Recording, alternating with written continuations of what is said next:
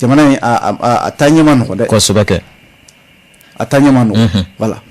donc tolo nin kun dongai ko sobe wati bi kata mbala jami do kuna fundi seben konna la ko sobe seben bien ni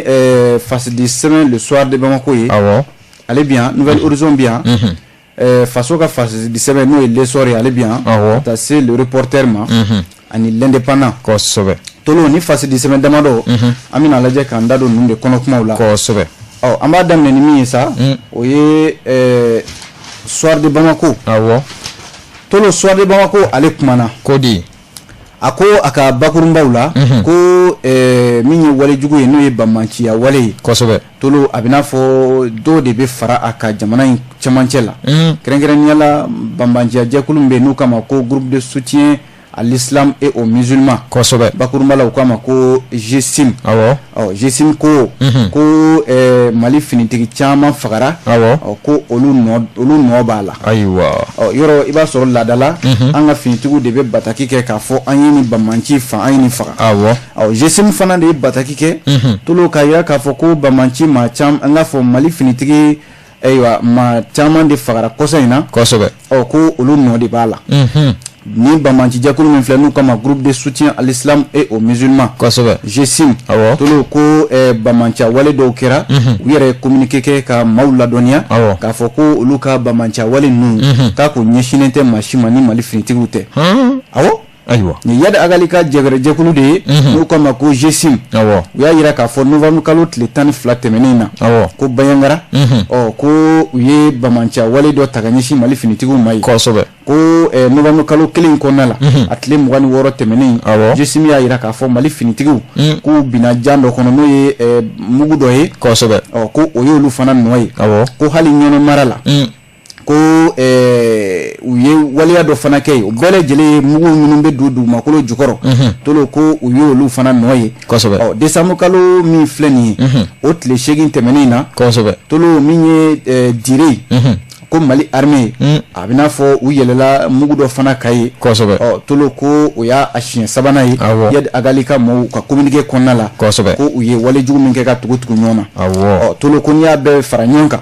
mali finitigiw a bɛ se maa 10 ɲɔgɔnna ma minnu bɛ yen ni olu fatura bamanciw olu ka nin walejugu ninnu na min ye GSIM ye u y'a yira k'a fɔ ko n'i y'a lajɛ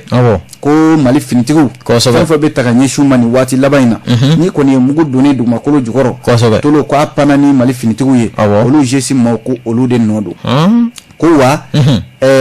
tolo ko nin ye olu ka fɛɛrɛ kuraw de ye u ka fɛɛrɛ kuraw hali n'a sɔrɔla u ni mali finitigiw tɛ se ka jɔ ka kɛlɛ kɛ sabu fasere bɛ k'o de lakale tan a ko fɛɛrɛ tɛ ninnu bolo bilen k'a fɔ de k'u b'u jɔ u ni mali finitigiw ka jɔ an ka kɛlɛ kɛ yɛrɛ kɛnɛ kan ko u tɛ se k'o kɛ bilen o fanga t'u la o dɔnko banna o ja t'u la o dɔnko t'u la bilen u bɛ min kɛ sisan o de ye ka mugu don dugumakolo jukɔrɔ ka t'u dogo fan dɔ fɛ k'o mugu pɛrɛn walima mali finitigiw b'u to yaala la ka taa yɛlɛ o mugu ninnu kan tolo ko nin de y'u ka fɛɛrɛ kuraw ye sisan minnu bɛ ka dankari kɛ an ka finitigiw la tolo n'i ye jateminɛ kɛ kɔsa in na MINUSMA n'o ye diɲɛ bolofara min bɛ mali la yan nɔ ko ale yɛrɛ jate laban dɔw bɔ utukalo tile 31 tolo mugu minnu filɛ nin n'o ye engin explosif improvisé ou kama ko EEI tolo ale ye jate laban dɔ bɔ ko attaque 245 o de kɛra ni engin explosif sababu la san 2021 tɛmɛnen a kɛra sababu ye maa 100 ni maa 34 olu de fatura san 2022 in kɔnɔ min kɛra sababu ye tuguni tolo san 2021 tɛmɛnen maa 100 ni maa 3 ka olu bɔnɛ u ni na n'i ye jateminɛ kɛ rapport min ni MINUSMA y'o kɛ b'a yira k'a fɔ ni mugu minnu filɛ n'a bɛ don dugumakolo jukɔrɔ tolo a tiɲɛni fanga ka bon ni GSIM ye nin fɔ mali armée fana ka laadala kunnafoni min n'a bɛ to k'a di ko min ye terroriste ye n'o ye bamancia wale ye maa 62 DIRPA de ye ni kunnafoni di yɔrɔ ladala kalo kalo Mali finitigiw ka kunnafoni di so n'o ye direction de l'information et des relations publiques des armées DIRPA ale bɛ to ka kunnafoni di kalo kalo finitigiw bɛ baara min na ka se ka a baara mamo k'a di jamanadenw ma min bɛ tali kɛ colonel Sulemani Danbele ale de bɛ DIRPA ɲɛmɔgɔya la kunungo ntɛnɛn décembre kalo tile 12 tolo bɛ to ka ladala kunnafoni min di lakana yɛrɛ bɛ lahala min na Mali kɔnɔna la yan ka se ka o ɲɛfɔ colonel y'a yira k'a fɔ ale ye jateminɛ min kɛ o ye k'a fɔ bamanciw bɛ ka bɔ jamana in cɛmancɛ fɛ k'u kunda walima worodugu walima kɔrɔn tilebin kan o b'a yira k'a fɔ u bɛ ka kɛlɛ cɛmancɛ n'o ye Moti mara ni Segu maraw ye ni jamana kɔrɔnyanfan fɛ sisan u bɛ ka o yɔrɔw bila k'u kunda tilebin yanfan ani worodugu yanfanw kan tolo min ye colonel Sulemani Danbele a ko min y'a la u ye min fana jateminɛ o ye k'a fɔ bamanci ninnu u bɛ ka t'u ɲagami sigidalamaw de la o de ye kojugu ye yɛrɛ ye u bɛ t'u ɲagami olu la tolo i tɛ bamanci ni sigidalama dɔn ka bɔ ɲɔgɔn na Mali armée ka baara gɛlɛmanba yɔrɔ de filɛ nin ye n'a fɔra k'a fɔ u bɛ ka ɲinini kɛ u bɛ ka mɔmɔni kɛ k'a fɔ u bɛ bamanciw ɲini colonel Sulemani Danbele y'a yira k'a fɔ a ko bɛ kɛ ni hakilisigi de ye nka o n'a ta o ta tiɲɛ yɛrɛ la Mali finitigiw ka baara fɛn ma bɔ a kundama la sabu k'a fɔ de ko Mali finitigiw dulonnen don maa wɛrɛ la mun b'u dɛmɛ u ka baara la o kuma t'a la tolo u b'u ka baara kɛ u yɛrɛ kolo la fɛn fɛn ka di Mali armée ye Mali dugukolo sanfɛ bi bamancia wale kɛlɛli la u b'o kɛ a minɛn b'u bolo a dɔnniya b'u la ayiwa tolo a galabu b'u la o de ye an ka ko yɛrɛ fangama yɔrɔ yɛrɛ ye colonel Sulemani Danbele y'a yira k'a fɔ bamanciw kɔni fɛɛrɛ tɛ ban dɛ tolo kuma bɛɛ fɛɛrɛ kuraw de b'u bolo nka u n'a ta o ta Mali armée fana n'u ka fɛɛrɛw bɛ ɲɔgɔn na tolo kɔsa in na kunnafoni kolon dɔw dira ni nkalon don ka taga da armée la colonel Sulemani Danbele a y'i da don a la a ko maaw k'u kɔlɔsi ni kunnafoni fasugu ninnu na u k'a ɲɛɲini sabu ko kunnafoni di sira dɔw bɛ yen tolo olu ka baara bɛnnen tɛ foyi ma fo ka se ka hakilisigibaliya o don an ka jamana in kɔnɔ walima ka jamanadenw fara ka bɔ ɲɔgɔn na juguya ni hasidiya k'o don Mali kɔnɔna la yan ko kunnafoni di sira dɔw bɛ yen olu ka baara bɛnnen bɛ o de ma baw k'u kɔlɔsi ko n'o tɛ nkalon min tara ka da armée la k'a fɔ ko civil maa 30 ɲɔgɔn na ko armée de kɛra sababu ye ka olu bɔnɛ u ni na bɔre ko kuma in tɛ tiɲɛ dɛ ko k'a fɔra k'a fɔ ko Rusiw ni Mali armée de bɛ jɛla o ko la colonel Sulemani Danbele y'a yira k'a fɔ tiɲɛ tɛ maaw ka u kɔlɔsi kunnafoni kolon la tolo nin tɛ ne ka kuma ye Soir de Bamako de ye nin fɔ o mana bɔ yen Nouvelle Horizon bɛ yan ale kuma na Nouvelle Horizon ko cogo di Nouvelle Horizon ko min bɛ tali kɛ nin waati in na tolo ka se ka fɛnw fara nafolo ka dɔ fara an ka jamana cakɛda dɔw bɛ yen ka dɔ fara u nafolo kundamaw kan a musakaw jɛrɛjɛkulu dɔ de bɛ yen n'u kama ko Mouvement Génération Peuple Solidaire min ɲɛmɔgɔya bɛ Cheikh Keita bolo k'ale y'a ka tiɲɛ naani fɔ jamana ɲɛmɔgɔw ye dɛ a ko jamana bɛ lahala min na bi tiɲɛna olu ma se k'a faamuya Mouvement Génération Peuple Solidaire kɛnyɛrɛ ye Cheikh Keita ale de y'a ɲɛmɔgɔ ye ani association Sentanw Jigi association Sentanw Jigi Madame Keita Aïcha Tamba Kulubali k'u ye kunnafoni kɛnɛ dɔ de sigi a kɛra décembre kalo tile 10 sibiri tɛmɛnen Kalamankura u ko u ye min jateminɛ bi tiɲɛna malidenw sɛgɛn bɛ u la bi fantanya bɛ yen nka olu k'a ye k'a fɔ jamana ɲɛmɔgɔw halisa olu ma se ka gɛlɛya in dɔn u m'a dɔn k'a fɔ tiɲɛna gɛlɛya bɛ jamanadenw kan fo ka jamana cakɛda dɔw ta tolo ka dɔ fara olu musakaw kan u k'olu m'u faamuya dɛ u ko u ka nin jɛkulu n'o ye GPS kɛnyɛrɛ ye u y'a yira k'a fɔ olu dan b'a la k'a fɔ Mali kɔnɔ yan ni yuruguyurugu n'a ma kɛlɛ tolo maa minnu bɛ yen n'olu bɛ foroba nafolo ta tolo n'u ma ni jamana sariya ma wuli u nɔfɛ k'u kiri k'a yir'u la k'a fɔ u ye min kɛ nin ye a man ɲi ko an bɔ ka gɛlɛya in kɔnɔna la fantanyajugu min b'an dala yan tolo ko n'an ma ni jamana zonba kulew n'u ma minɛ an bɔtɔ tɛ gɛlɛya in kɔnɔ dɛ ko o waati kelen dun tolo jamana bɛ furanjɛla fanga kɔnɔna la furanjɛla fanga ɲɛmɔgɔw dun layidu min ta jamanadenw ye o de k'a fɔ fɛn fɛn ye yuruguyurugu ye tolo ana kɛlɛ fo ka se a dan na u y'a fɔ u y'o fɔ min ye nouvelle horizon ye a y'a yira k'a fɔ ko o waati kelen olu ma min faamuya n'o ye nin jɛrɛjɛkulu ye tolo ko jamana nafolo kan ka taa sira minnu kan a bɛna fɔ a tɛ ka t'o sira kan a ko ko dɔw kɛra kosa in na min dabaliban ye olu minɛ o ye mun ye tolo ko militarisation de la police n'o ye polisiw ka olu bila sɔrɔsiya minɛn kɔnɔna la o ma bɛn u ma o musakantan tɛ ani fana ko a fɔra ko ka kasiki doni jagoya maaw kan n'o ye motobolilaw ye ko waati min na dutigiw bɛ ka ɲini tolo ka bɔ gɛlɛya dɔ kɔnɔna la tolo k'u bɛ ka kasiki ko jagoya k'o dun fana waati tɛ nin waati ko ka dɔ fara CNT maaw fana ka Conseil national de transition a kɛra tolo o fana musakantan tɛ k'u ma o fana faamuya wa ko bibi na maliden de bɛ k'a yɛrɛ ɲini tolo n'a fɔra k'a fɔ ko maaw bɛ ka balo suko ni dugusajɛ cɛ n'a fɔra k'a fɔ dɔw bɛ yen nɔ tiɲɛna u bɛ baara la jamana tɔgɔ la nka ka olu ta kɛ faranga ye min ye mouvement génération peuple solidaire kɛnyɛrɛ ye ani association setanw jigi k'u ma ni faamuya dɛ ko jamana ɲɛmɔgɔw ka nin ko lajɛ o y'olu de fɛla ye a bɛ lajɛli kun bɔ ale nouvelle horizon kelen ka kuma la tolo a y'a yira k'a fɔ ko nin ye jɛrɛjɛkulu dɔ fana ye mouvement populaire pour l'unité la paix et le développement au centre ninnu fana y'u ka dimi yira u y'a yira k'a fɔ ko Mali finitigiw u bɛ lakana min kɛ n'o ye mɔmɔli ye patrouille n'a ɲɔgɔnnaw k'u n'u yɛrɛ lakanakulu dɔw b'o kɛ ɲɔgɔn fɛ ko olu ma jɛn ni o ye mouvement populaire pour l'unité la paix et le développement au centre u ye assemblée générale dɔ de kɛ dɔgɔkun laban in na tolo ko laɲini ye mun ye o de k'a fɔ ka fɛɛrɛ dɔw ɲini ayiwa lakanabaliya min bɛ jamana in cɛmancɛ la halisa fɛɛrɛ ka se ka sɔrɔ a la o la k'u b'a ɲini forces armées maliennes fɛ u ka baara dɔ bɛ yen u k'a jɔ kabi an bɛ waati min ko sisan i n'a fɔ o de ye yɛrɛ lakanakulu n'o ye miliciw ye ani groupe d'autodéfense n'a fɔra k'a fɔ armée n'olu de bɛ jɛ ka lakana baara kɛ ɲɔgɔn fɛ nin jɛkulu y'a yira k'a fɔ o tɛ bɛn olu ma bi o tɛ bɛn u ma sini sabu olu bɛ maa kelen min don jamana lakanabaa ye o ye forces armées maliennes n'o ye fama ye nka fama kana taa machine ɲagami u yɛrɛ la k'a fɔ k'u bɛ taa mɔmɔli kɛ sabu maa minnu b'u cɛla ye wa hali ko russe minnu bɛ yan n'olu bɛ dɛmɛ la yan russe ninnu ka n'u t'u yɛrɛ ma dɛ russe ninnu tɛ bamanankan mɛn u tɛ maa dɔn ka bɔ maa la kana u t'u yɛrɛ ma n'u ma ɲɛ k'u b'u bila ka taa patrouille la n'o ye mɔmɔli ye armée ka tugu nɔfɛ walima armée ka bila u ɲɛ ma armée ka n'u t'u yɛrɛ ma ten n'o tɛ u t'a baga maaw ma k'u bɔnɛ u ni na fu k'a sɔrɔ ni u yɛrɛ t'a dɔn sabu olu kɔni mana maaw ma ye n'u ye sigari la tolo u bɛ fɛɛrɛ kɛ i la nin ye ninnu ka laɲini tolo yan'an ka bɔ nouvelle horizon kɔnɔna la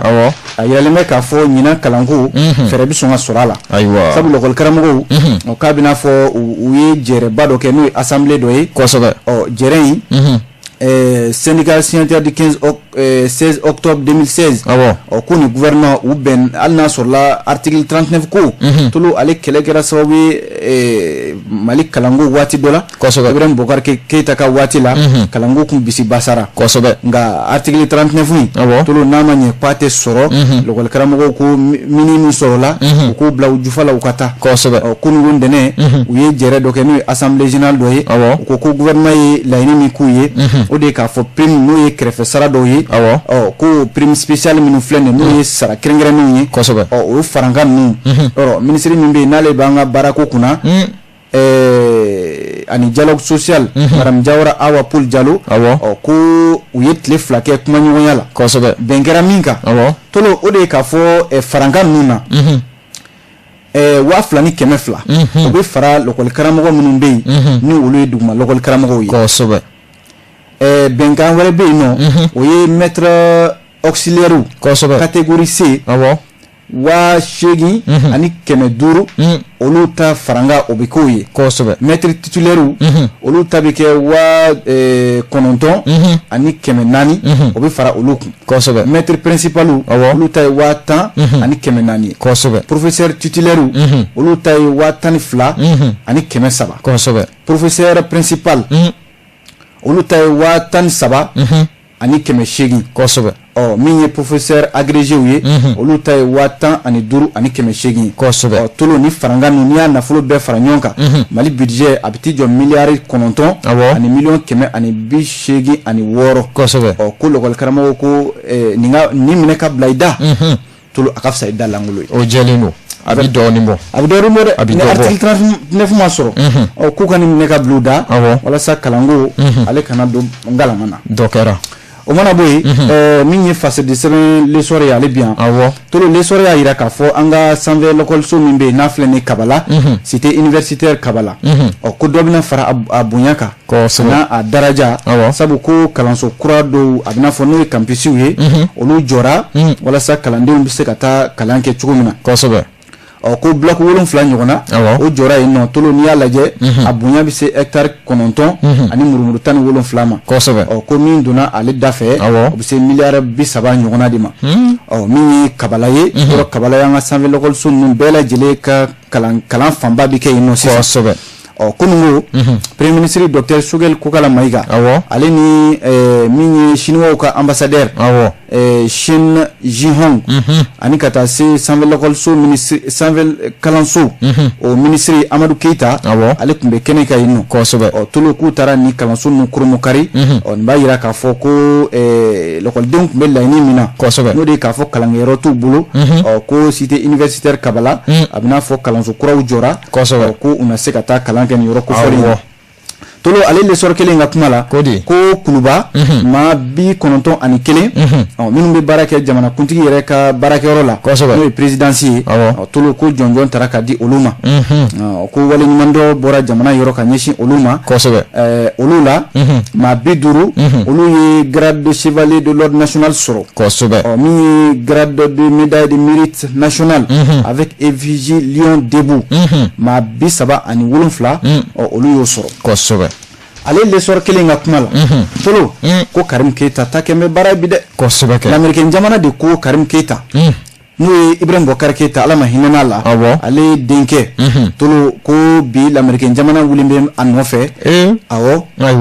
a ka bolofɛn fɛn fɛn bɛ yen n'o ye nafolo ye n'o bɛ sɔrɔ l'américain jamana kɔnɔna la tolo k'a tɛgɛ tɛ d'a kan bilen wa a tɛ ku a la a ka taa l'américain jamana n'o ye États-Unis ale ye jamana kɔnɔ bilen ni kunnafoni tolo nin dira trésor américain de fɛ a bɛ juma tɛmɛnen ka se k'a ko yɛrɛ sɛbɛntiya kununko l'américain ka chargé des affaires n'o ye Bryant Neber ale ye kunnafonidilaw wele ko in k'a sɛbɛntiya a y'a yira k'a fɔ n'o ye Bryant Neber ye a ko Karim Keita min filɛ nin tolo ko a ye fɛn caman kɛ ka se ka nafolo sɔrɔ dɛ a ye ko caman de kɛ tolo ka se ka nafolo sɔrɔ ka se ka fɛn caman min ka d'a ye jamana in kɔnɔna la k'o kɛ ko bi l'américain jamana kɔni bɔra a kalama nafoloba min b'a bolo olu ka jamana kɔnɔ sabu olu l'américain jamana tolo fɛn damadɔ bɛ yen u ti jɛ ni o ye k'i to jamana ɲɛmɔgɔya la tolo ka fɛn kɛ fɛn min ka di i yɛrɛ jɔyɔrɔ kama walima k'i poche fa nafolo la olu ka démocratie ti jɛ ni o ye wa ko hali ni Mali jamana labɛnnen don a fɛ u ni l'américain jamana bɛ fɛɛrɛ kɛ Karim Keita yɔrɔ mandat d'arrêt o bɛ a ka Paul n k'a fɔ lakana kulu min bɛ yen n'o ye pôle économique ye ko o wulilen bɛ Interpol sakɛ Interpol ale de wulilen bɛ a nɔfɛ ko Karim Keita k'u bɛ Interpol dɛmɛ u ka se ka minɛ ka na Mali kɔnɔna la yan tolo jalaki min bɛnnen bɛ Karim Keita ka tuguni o ye kunnafonidila min n'a tununa n'o ye Birama Touré ye ani waati min na hali ko sisan Birama Touré kun jɔnjɔn ma se ka dɔn a la kunnafonidilaw de ye Bryant Neber ɲininka ko yalima u sigalen bɛ Karim Keita la k'a fɔ ale de ye Birama Touré faga wa a ko Mali kɔnɔ yan liberté de la presse n'o ye kunnafonidilaw ye tolo u kan ka lakana de kunnafonidilaw kan ka lakana n'a fɔra k'a fɔ ko Bryant Neber ye nin fɔ ko olu kɔni labɛnnen don ka Mali jamana dɛmɛ ka se ka Karim Keita ka wele ka na ɲininka ni jalaki fɛn fɛn binnen bɛ a kan lesɔrɔ ka kuma la ko l'américain jamana jate min bɔ ko hali Guinékaw ka jamana kuntigi min n'a tɛ fanga na sisan n'o ye Alpha Condé ye ale fana bɛ jalaki in kɔnɔna la kunnafoni filɛ nin ye lesɔrɔ de ye nin fɔ o mana bɔ yen le reporter bi yan tolo mani me mani ye aya si de man laboli ke de sigata la ko Allemagne abna fu Allemagne coup d'état de kun fɛ ka Allemagne jamana kɔnɔ ite la ka ni fɔlɔ ne fɔlɔ reporter y'a yira k'a fɔ ko maa minnu tun bɛ a ko la kosɛbɛ tolo ko u tɛgɛ tara ko Bundestag ale de ye kunnafoni di yɔrɔ olu ka jamana ɲɛmɔgɔyaso de kosɛbɛ ko cɛ dɔw bɛ yen n'u kama ko Prince Heinrich 13 Prince Heinrich 13 siga kelen tun bɛ ale de la kosɛbɛ k'a fɔ ko ale de tun bɛ fɛ ka fanga sugusuguma ka taa a n'u kan kosɛbɛ a sen fɛ ko ni o lakanakɛlaw n'o ye polisiw ye o maa 3 de bɔ ka bila lakana kama kosɛbɛ maa 100 ni maa 30 u ye tɛgɛ kɛ olu la maa 25 olu kɔni minɛnen bɛ u bolo nin waati in na kosɛbɛ a yira k'a fɔ Prince Heinrich 13 ale bɛ jɛkulu min na u k'a ma ko AFD député kɔrɔ don kosɛbɛ an bɛ waati min na ko sisan Allemagne jamana yɛrɛ kɛlen bɛ ka siga bin Russie jamana kan k'a fɔ k'a ni cɛ in bɛ jɛ la ayiwa o de ye kunnafoni yɛrɛ ye tolo reporter de ye nin fɔ kosɛbɛ e ko an t'a bila an k'a bila waati sera n'o tɛ l'indépendant an bɛ fɛ k'a kuncɛ ni ale ye waati sera tolo an b'a bila yan ni Ala sɔnna an ka ɲɔgɔn sɔrɔ yan sini inchallah ko mana bɔ k'o lakale o tuma an bɛ bɛɛ fɔ ka bɛɛ waleɲuman dɔn bɛɛ ni foli ka kan a k'an bɛn diɲɛ waati wɛrɛ kosɛbɛ